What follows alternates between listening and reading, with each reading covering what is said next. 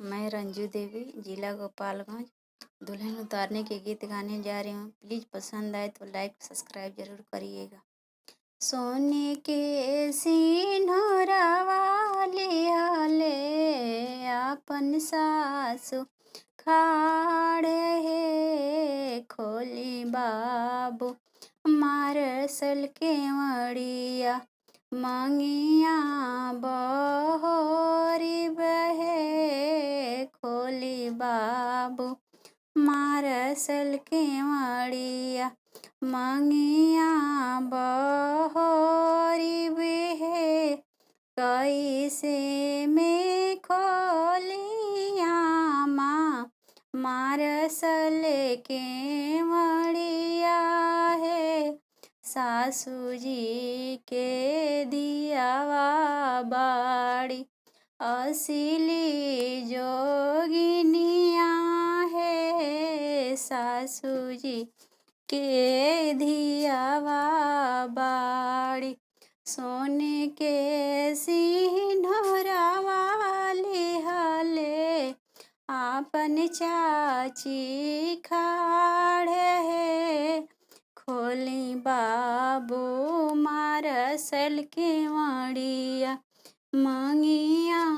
बहोरी बहे खोली बाबू मारसल के मड़िया कैसे में खोली चाची मारसल के मड़िया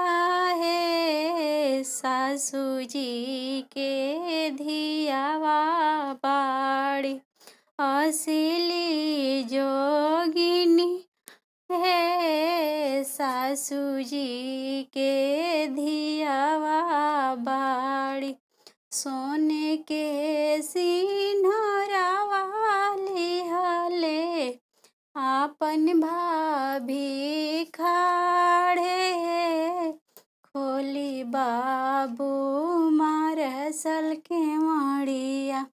मंगिया बहोरी बहे खोली बाबू मारसल के मड़िया कैसे में खोली भाभी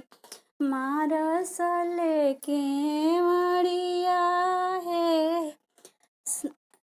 सासू जी के धियावा बाड़ी असली जोगिनिया है सासू जी के धियावा बाड़ी असली जोगी